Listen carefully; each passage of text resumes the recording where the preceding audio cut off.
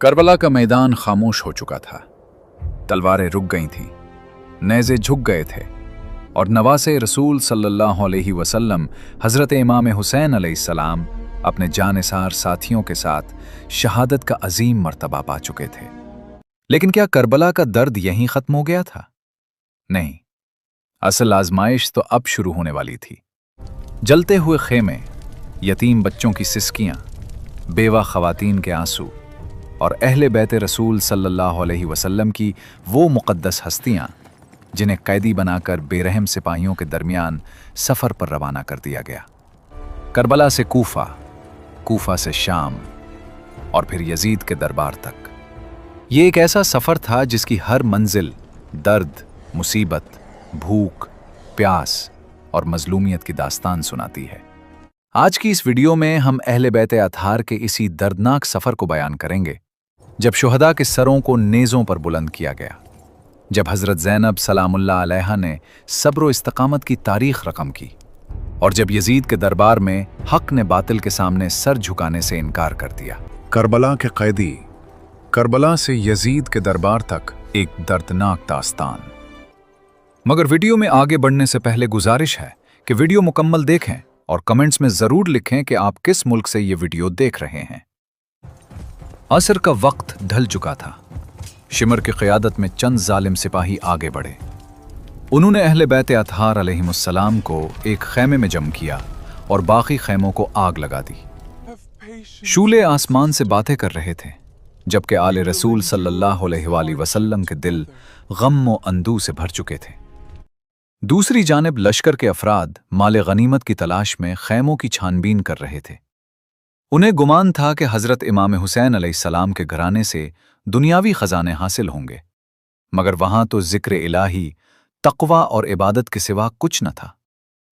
جب ان کے ہاتھ کوئی قیمتی شے نہ آئی تو انہوں نے لباس اور معمولی سامان تک لوٹنا شروع کر دیا۔ حضرت بی بی سکینہ سلام اللہ علیہا کے کانوں سے بالیاں تک نوچ لی گئیں۔ معصوم بچی نے تکلیف کا اظہار کیا تو ایک سنگ دل شخص نے اس کے رخسار پر تمانچہ مار دیا۔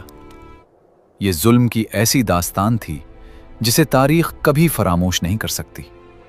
کتنے بے رحم تھے وہ ہاتھ جو نواسے علی علیہ السلام کی بیٹی پر اٹھے، اور کتنے بے حس تھے وہ دل جو خاندان نبوت کے بچوں پر ستم ڈھا رہے تھے۔ اب ان کی نگاہ حضرت امام زین العابدین علیہ السلام کی طرف اٹھی۔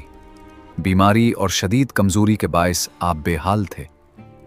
ایک ظالم سپاہی نے آپ کو بے دردی سے گھسیٹا تو آپ کی آنکھ کھل گئی۔ جب آپ نے گرد و پیش کا منظر دیکھا تو فوراً سمجھ گئے کہ محافظ کربلا حضرت امام حسین علیہ السلام جام شہادت نوش فرما چکے ہیں۔ شمر نے اپنے ساتھیوں سے کہا کہ اس بیمار کو بھی قتل کر دو۔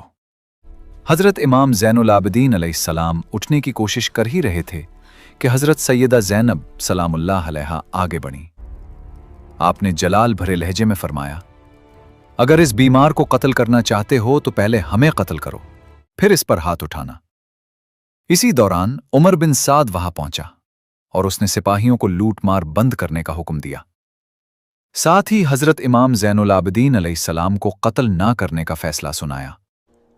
اہل بیت اطہار علیہم السلام ایک خیمے میں جمع تھے۔ ہر طرف غم، آہوزاری اور بے بسی کا عالم تھا۔